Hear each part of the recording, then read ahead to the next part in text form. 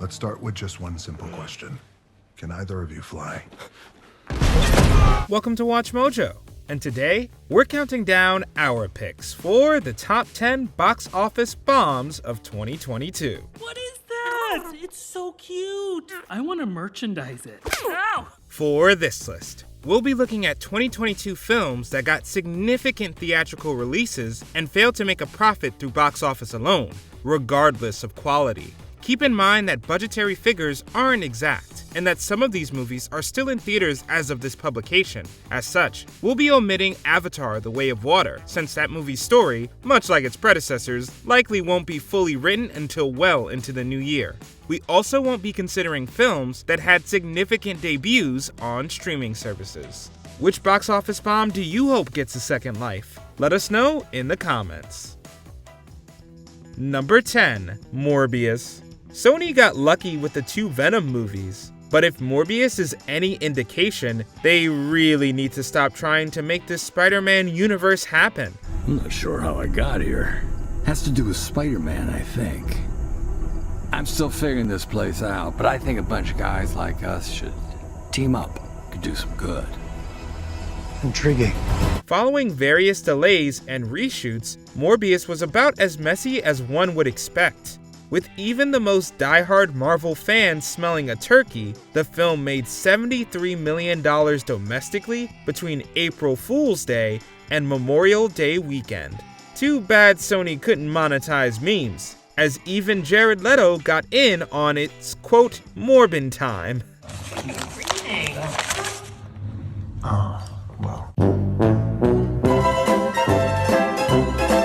Sony tried capitalizing on this by re-releasing Morbius in 1,000 theaters, giving it another opportunity to bomb spectacularly, making $167.5 million worldwide against a $75 to $83 million budget. Morbius wasn't the most expensive Marvel movie ever made, but it's still among the comic brand's lowest grossing ever.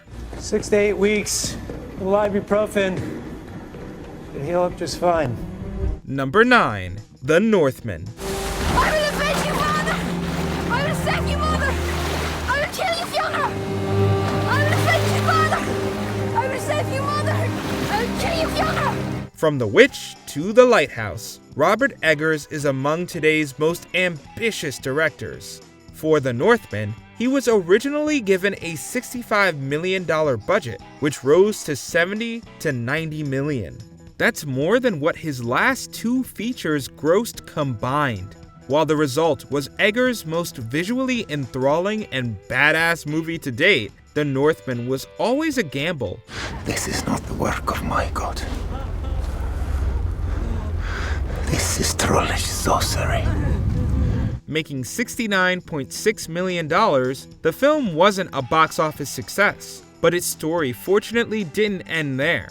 In addition to becoming a rental hit on platforms like Google Play, iTunes, and Vudu, strong DVD and Blu-ray sales proved that physical media isn't quite dead yet. Kiska Higgs of Focus Features declared the film a financial win in August, showing that box office isn't everything, sometimes. Now remember, for whom you shed your last teardrop. Remember the oath to right the wrong. Remember the Raven King. Remember. Number 8. The 355. Following the disaster of Dark Phoenix, director Simon Kinberg re-teamed with Jessica Chastain for this espionage thriller, which Universal acquired for $20 million out of Cannes. All of a sudden, I run 35 miles an hour straight into a cow. Nearly killed me. What about the cow?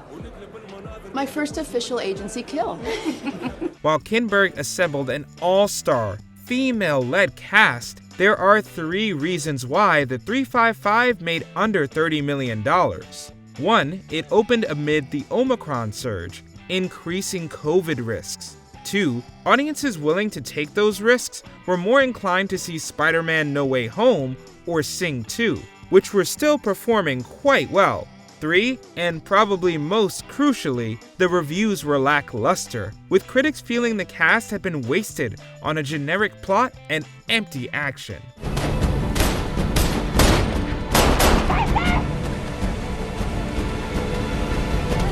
With the budget reported between $40 million and $75 million, it's been estimated the film lost Universal over $90 million. Remember that story that they told us about in training?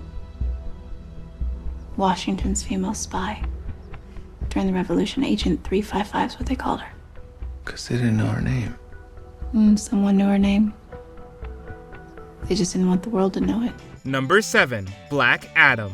We're here to negotiate the terms of your peaceful surrender. I'm not peaceful.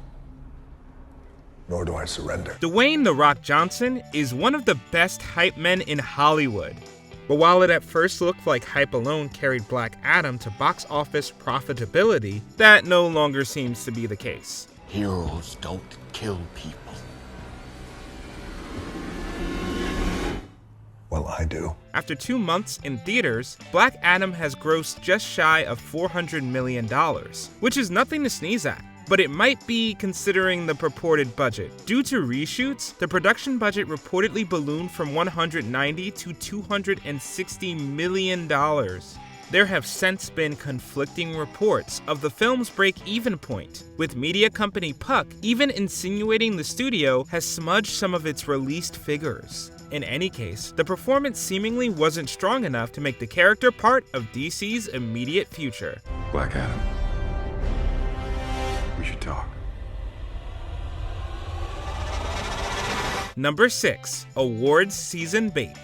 It's no secret that public opinion on the Oscars has plummeted in recent years. But now we're really starting to see that reflected in the box office. Do me a favor. Try to be optimistic. Numerous high-profile awards hopefuls bombed this fall. Negative reviews for Amsterdam, for instance, likely contributed to its projected $97 million loss. Meanwhile, critical darlings weren't any safer, with the topical She Said having one of the lowest ever openings for a film, playing in over 2,000 theaters with just $2.2 million. But if someone could speak freely about the payouts, that would be hugely helpful. What payouts, John? Even Steven Spielberg, one of the most celebrated directors of all time, couldn't get audiences interested in his semi-autobiographical The Fabelmans. Art will give you crowns in heaven and laurels on earth, but it'll tear your heart out and leave you lonely. You'll be a shanda for your loved ones, an exile in the desert. Finally, the year rounded out with Damien Chazelle's Babylon, whose earnings are about as non-existent as its namesake city. I've never done nothing except disappoint people my whole life. But I made it on my terms, not theirs. Number 5. The King's Daughter. Of all the box office stories on this list, none are as strange as that of the critically reviled King's Daughter. Do you have a genuine smile? Hidden somewhere?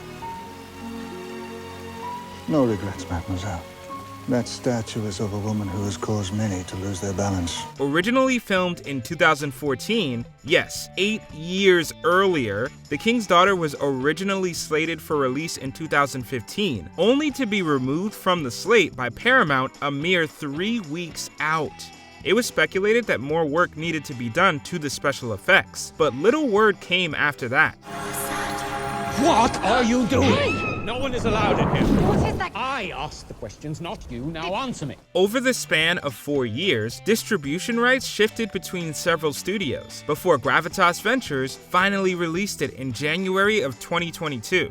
Much like She Said, The King's Daughter also debuted in over 2,000 theaters, but this time had an even worse opening, failing to crack even $800,000. I can scarcely believe I was so blind as not to see this moment coming. Number 4. Devotion. You're the only person I ever met belonged in the sky. Just Remember, you belong down here with us too, okay? To all effects, Devotion is also a fall release with awards aspirations, and rightly so. But its financial failure is of a more interesting nature. For one thing, this Korean War action drama might have found a niche for itself among the domestic Thanksgiving slate, appealing to an underrepresented older audience. We're taking a slight detour on the way home. Say again? Additionally, one of the film's leads, Glenn Powell, already appeared in a fighter pilot movie in 2022, the uber-successful Top Gun Maverick. Unfortunately, Devotion didn't catch the former film's tailwind, grossing just $20.2 million against a $90 million production budget. What do you want me to do? Just be my wingman. If it's any consolation, the positive marks should mean the movie has a staying power on the home market, and will regardless be another notch in the belt of up-and-coming superstar Jonathan Majors. Can't tell you how many times people have told me to give up, quit, die even. Number 3. Lightyear. Lightyear is to Toy Story what Solo is to Star Wars, both supplying origin stories with new actors inheriting iconic roles. Audiences were on the fence in both cases as well. To infinity. Are you trying to get me to pull your finger? Don't fall for it. No, not like that. It was... sorry, it's a thing your grandma and I used to do. When reviews were good but not glowing, many shrugged and figured they'd stream it later. This indifference led Lightyear to make $226.4 million on a $200 million budget, becoming one of Pixar's lowest-grossing wide releases. We can talk about your feelings. I am an excellent listener. No, look. I've had a very long day. It did not go as planned. The mission was unsuccessful? Affirmative. The film deserves credit for taking several chances with an established IP, but audiences apparently weren't that interested in seeing a more grounded take on Buzz Lightyear. If Minions: The Rise of Gru proved anything a few weeks later, it's that sometimes it's better to just give audiences what they expect, at least if money is the main objective. That was utterly terrifying, and I regret having joined you. Number 2. Moonfall. Jimmy, hold my hand. Come on, let's go! 26 years after Independence Day, Roland Emmerich made this, quote, independent movie. We emphasize independent with the strongest quotation marks, since its budget was reportedly between $138 million and $146 million. Since Emmerich partnered with several backers, though, the film was technically independently financed. That's a way to avoid rent. Moonfall was far from a sound investment, opening with under $10 million domestically and only plummeting from there. Several factors led to its dismal total of $67.3 million, including declining interest in disaster movies, a rise in COVID cases, and reviews criticizing the baffling plot, even by Emmerich standards. Oh, no, hold on, because my freaking brain's just exploded. Moonfall is one of the biggest box office bombs ever, but it's also among the most fascinating. Honestly, we'd rather watch a documentary about how this got made than the movie itself. No one look at me. I might cry.